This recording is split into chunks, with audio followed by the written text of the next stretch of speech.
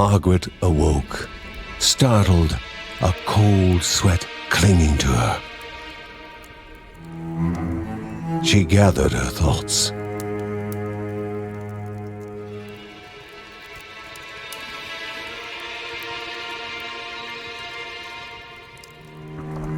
Aged wood creaked, echoing through the quiet rooms.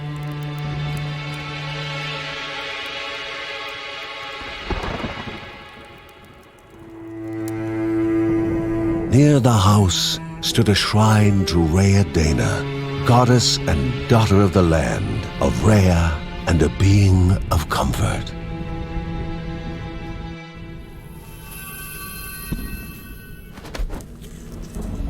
Margaret sought answers. But the goddess did not speak. There was only the faint whisper of something dark, something hungry.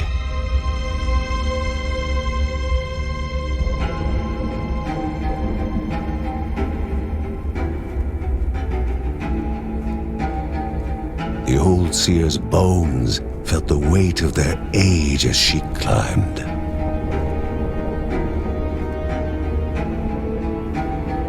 The only thought on her mind, has it begun again?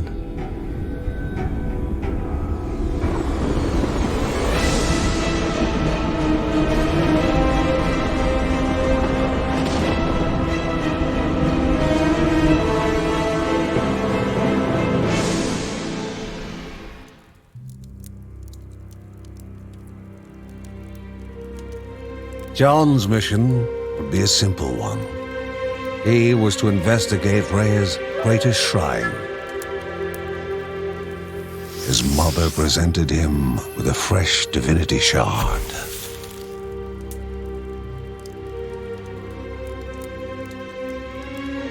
From his brother came a newly sharpened sword.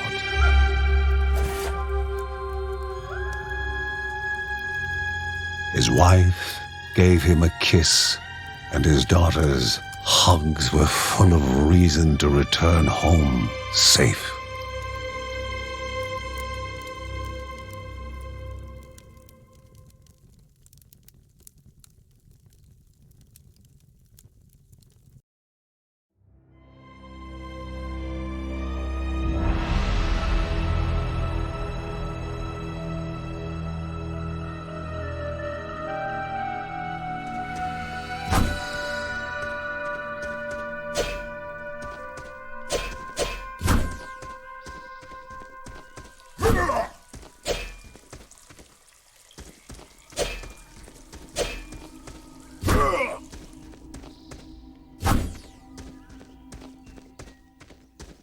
Rhea, a land long forgotten, a place of unimaginable beauty.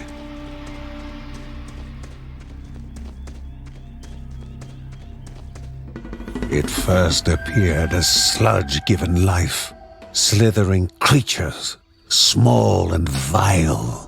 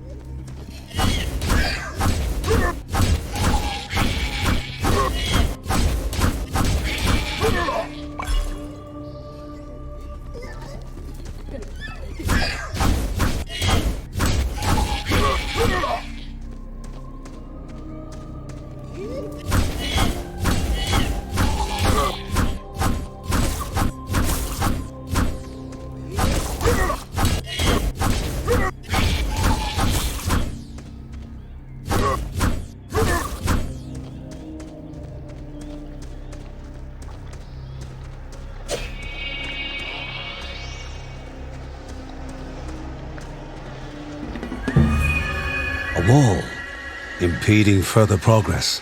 A battle was certain.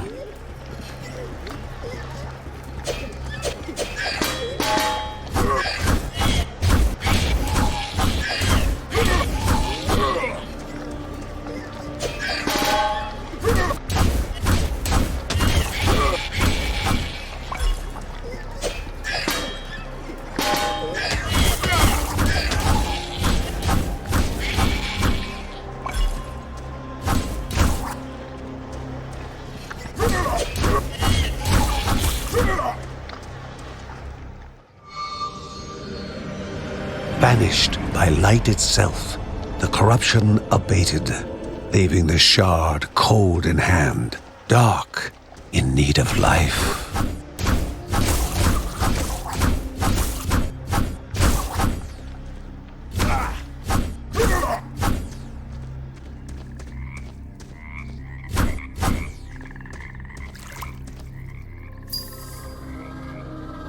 The shard grew warm, humming softly from the harnessed energy.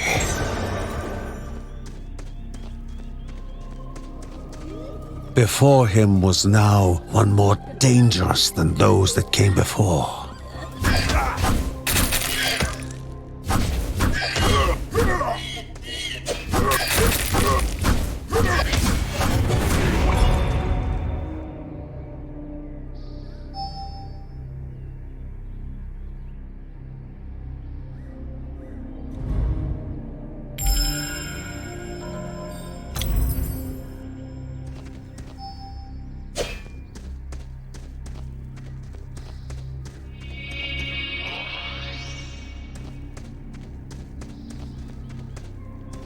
Goblins, a familiar threat, albeit farther out than usual.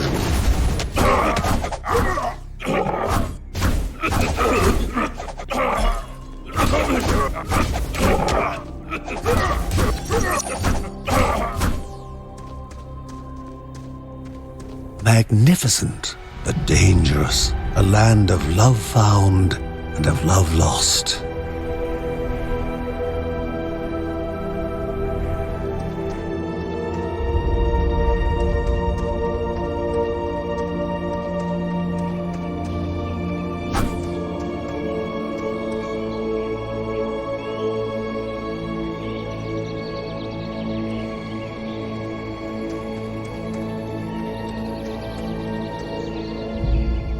Before him was sacred ground, left untouched in days gone by.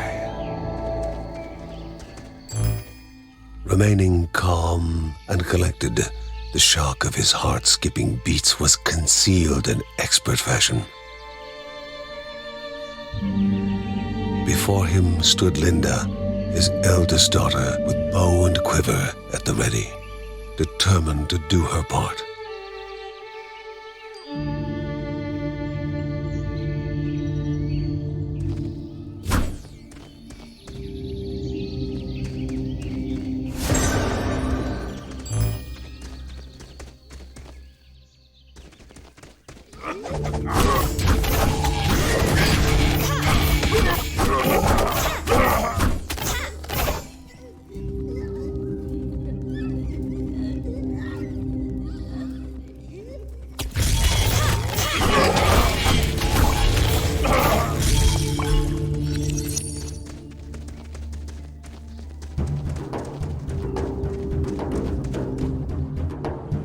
Before the Guardians were not beasts feeding, but monsters consuming, destroying others. They corrupted and distorted, creating even more hungry husks.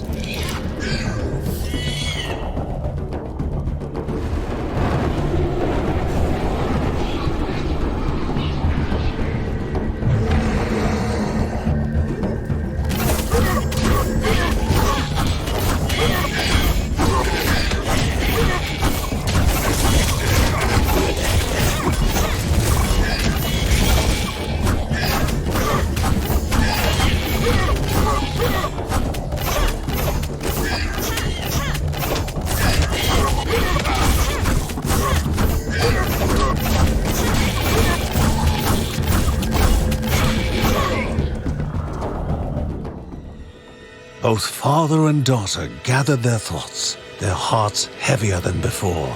How would they explain what they had witnessed?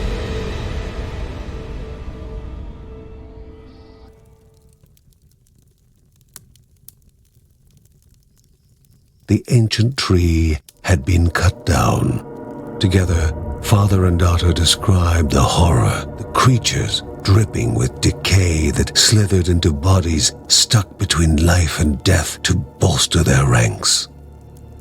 Grandma Margaret confirmed what they all feared.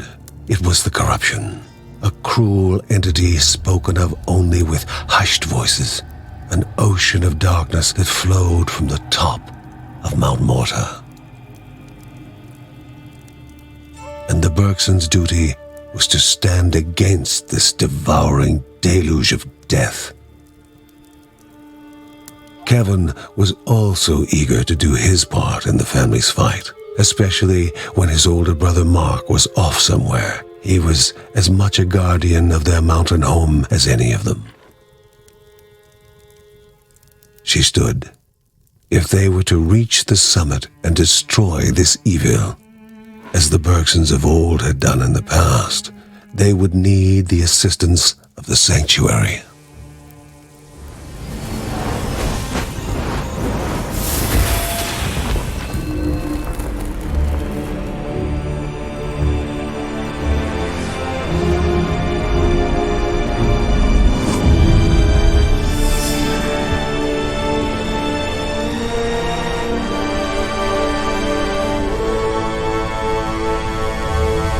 Given to the Bergsons by Rhea herself, the sanctuary was a gateway to the mysterious lands around the mountain.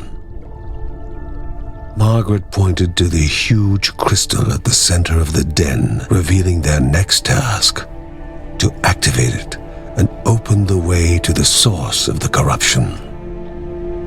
And once Rhea's 3 spirits are gathered on the grounds, the only gate to the top of Mount Morta will open in this chamber.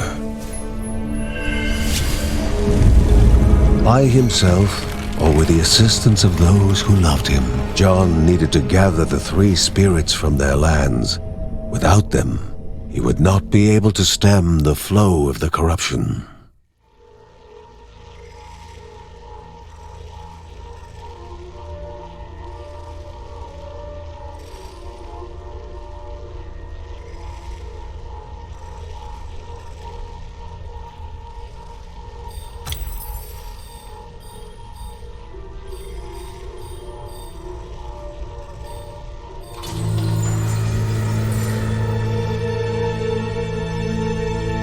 Celestial shard chipped directly from the ancient crystal in the sanctuary.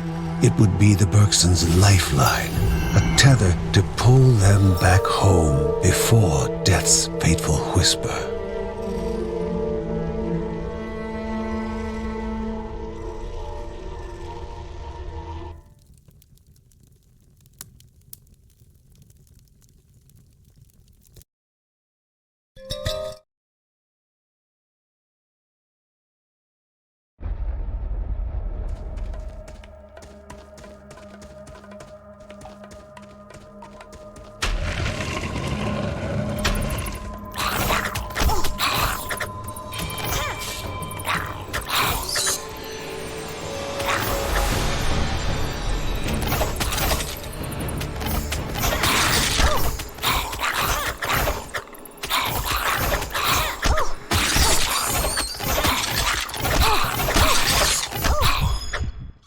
The Bergson began to slip away, wondering if this was death